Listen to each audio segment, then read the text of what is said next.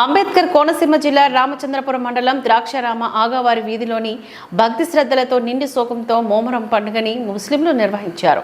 Karbala అమరవీరులకు శ్రద్ధాంజలి ఘటించారు ముస్లిం సోదరులు.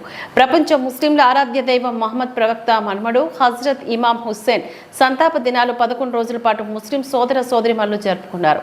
ఈ నెల 7వ తేదీన చంద్ర దర్శనంతో ఇస్లాం క్యాలెండర్లోని మొదటి నెల మొహరం ప్రారంభమైంది.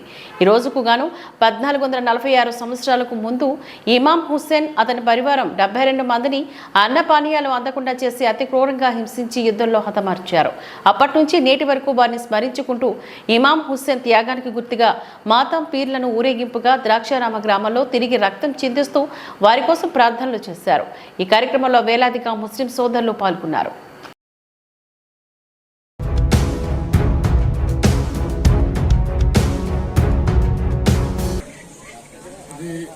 అందరికీ నమస్కారం.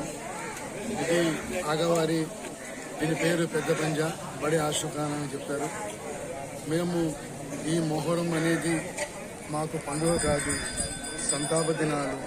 మేము హజరత్ ముహమ్మద్ ప్రవక్త యొక్క మనుమడు ఇమాం హుస్సేన్ గారు వారి పరివారంతో 72 మందితో వెళ్ళి అక్కడ వీరమరణం పొందారు యుద్ధంలో.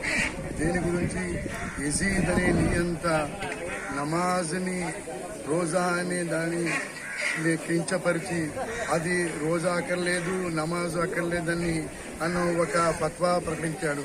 దానికి విరుద్ధంగా మొహమ్మద్ ప్రవక్త యొక్క మనుమడు ఇమాం హుస్సేన్ గారు వారి 72 పరివారంతో యుద్ధము చేసి వీరమరణం పొందారు.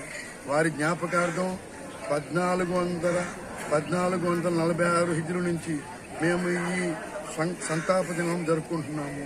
దీనికి మాకు 2 నెలల 15 రోజులు మాకు ఏ సుఖ సంతోషాలు లేక శుభకార్యాలు ఉండవు. మేము కేవలం వారి భక్తి శ్రద్ధలతో వారి యొక్క జ్ఞాపకార్థంతో మజ్లిస్ అనే ప్రార్థన జరుపుకొని